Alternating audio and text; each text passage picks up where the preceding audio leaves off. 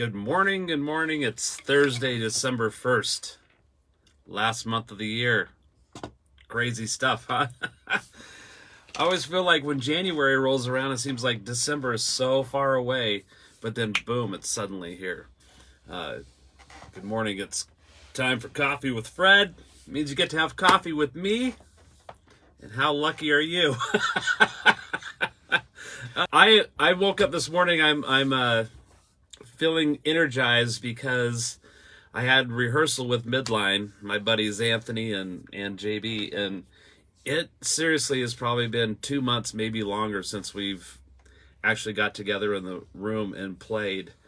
And that's largely my fault because I've been just so blasted busy constantly. But Anthony and JB have been working over at JB's writing and recording, and man, the stuff that those two have been coming up with is just awesome and exciting. And we got to work on some of that last night and making a plan to get stuff recorded. And so we're pretty excited about that.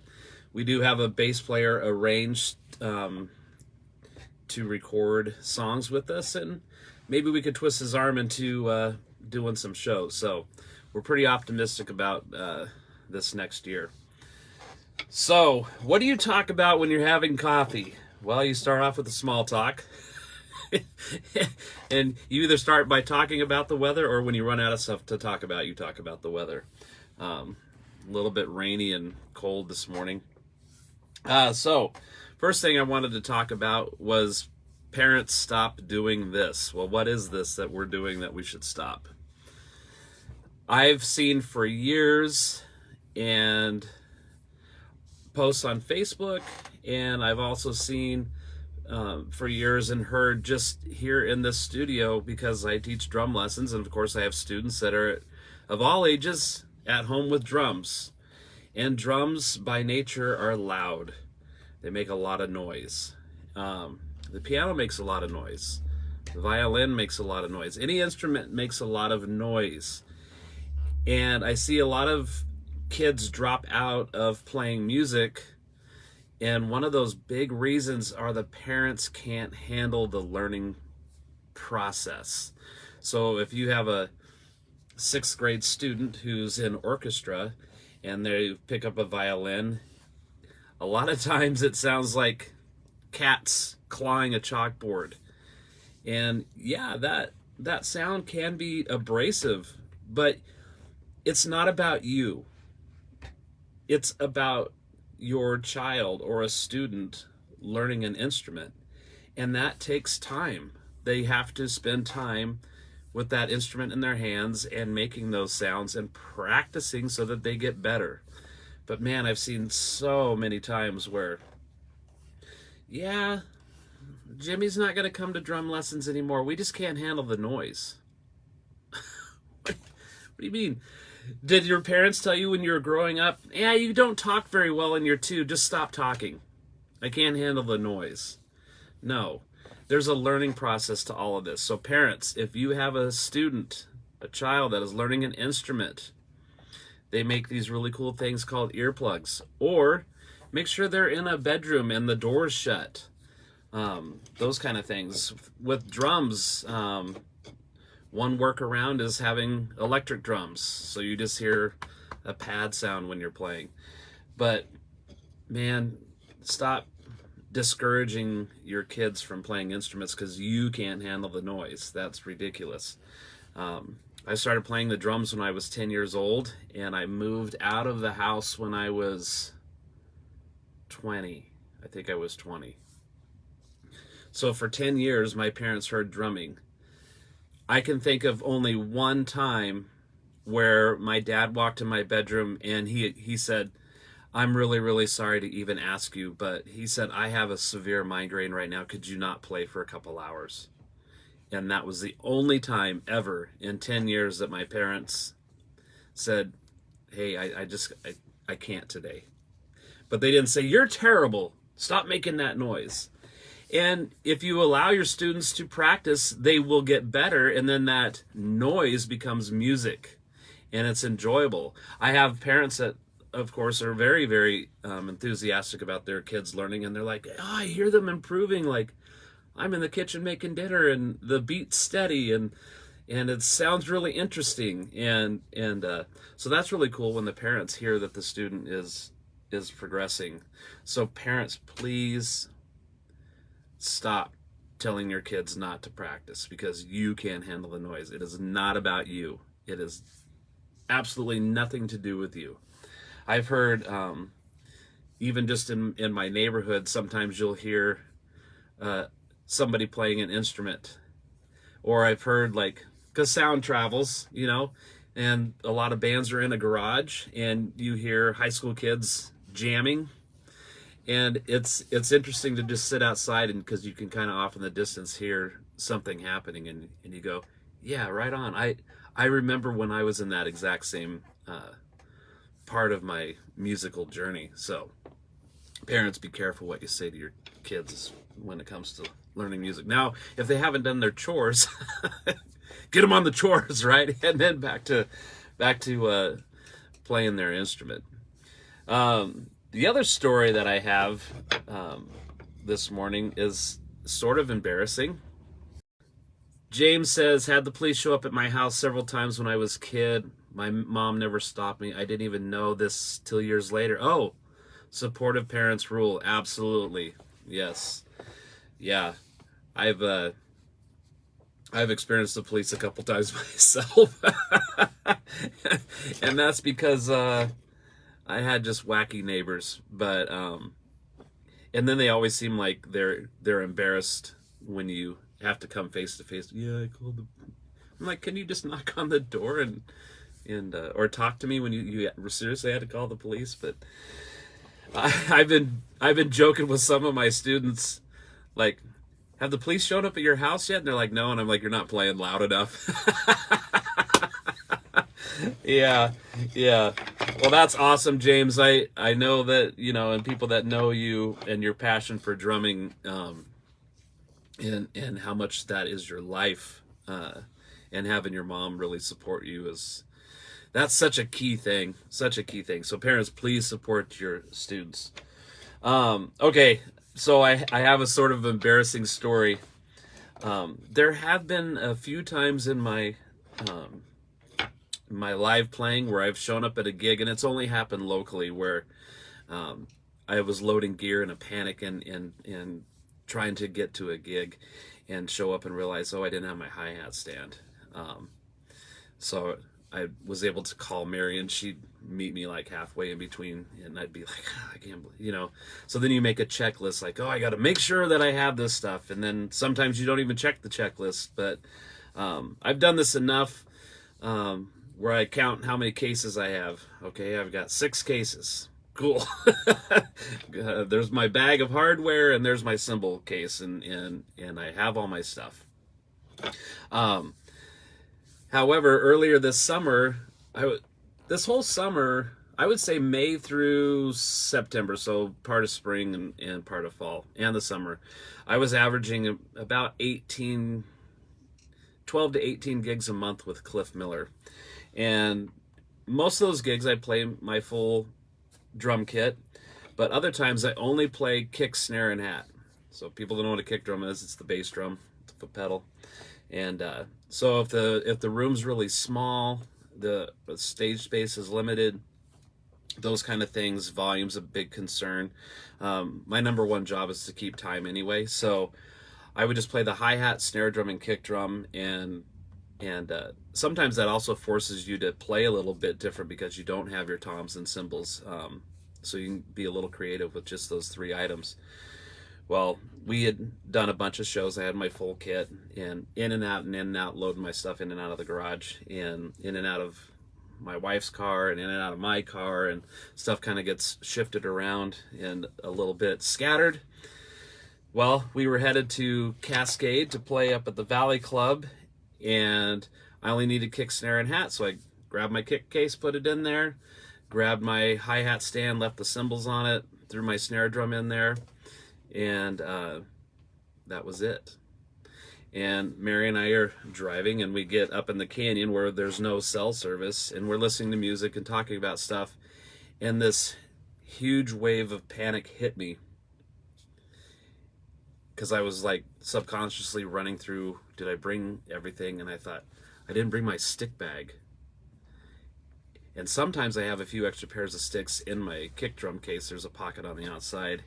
And so I did my seatbelt and crawled to the back of our minivan and started rummaging through everything and realized, nope, I did not have my drumsticks. So, I'm an hour and a half away from the house in this canyon. There's no music store or anything. And so I'm just rolling through my head like, what am I going to do? What am I going to do? What am I going to do?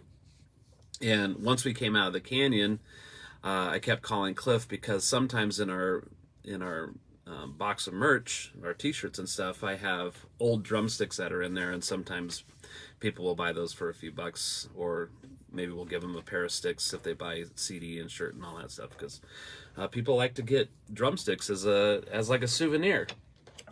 And it's cool if they want your sticks. So yeah, it's a memento. Anyway, so I was able to reach Cliff, and I said, hey, are there any drumsticks in the merch case? He's like, I don't think so. I think we sold all out of those at the last show. And so I was like, what am I going to do? What am I going to do? What am I going to... you imagine yourself breaking some branches off of something and using those. And I was like, I'm pretty sure in Cascade there was a hardware store off to the side of the road, and yeah, there's a True Value Hardware as you enter town. And I thought, I'm gonna go there and see if they have dowels, and I'm gonna buy some dowels to use. And sure enough, I went in. They had some 4-inch long, 1/2-inch diameter wooden dowels.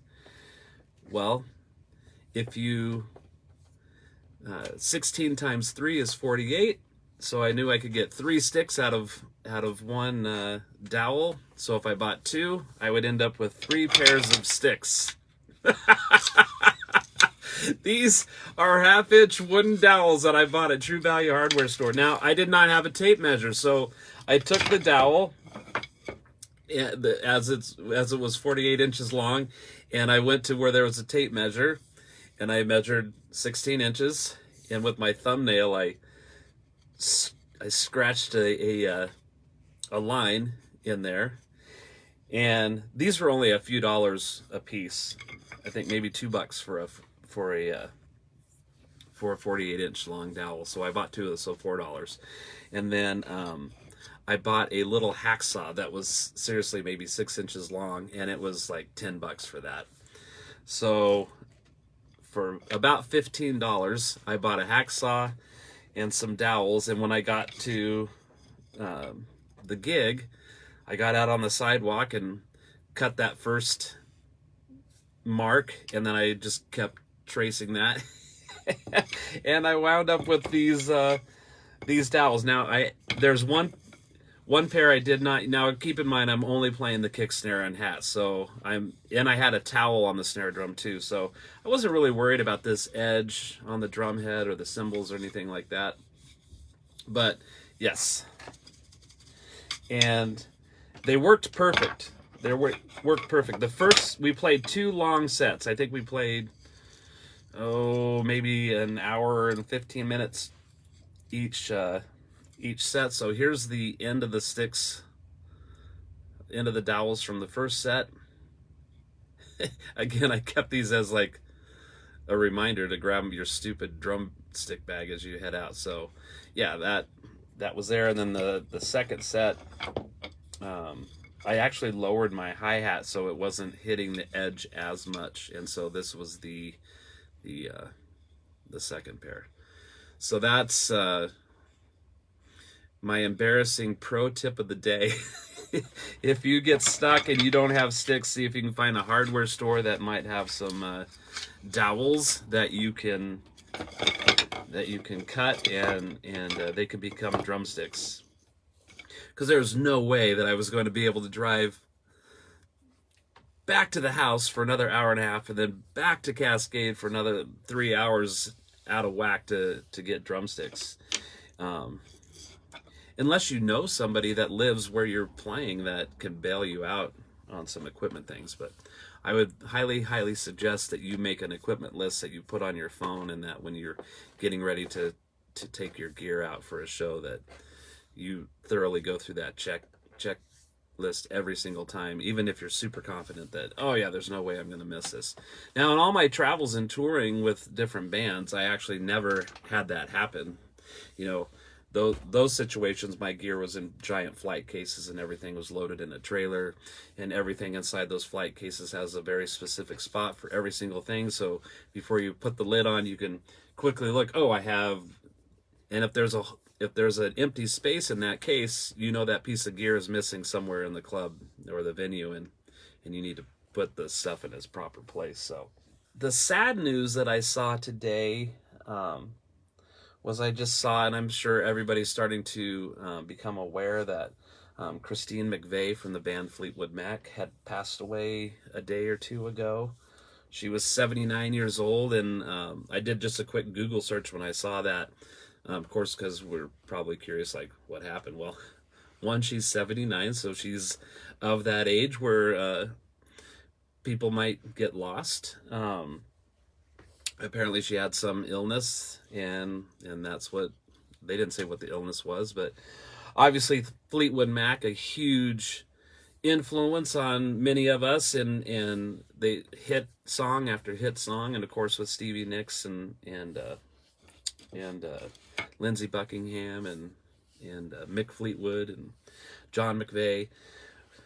What an incredible band. You know, obviously we've heard the stories of the internal drama that happens in bands, I guess, but I don't have anything other than coffee. But here's to Christine McVeigh and all the great music, and I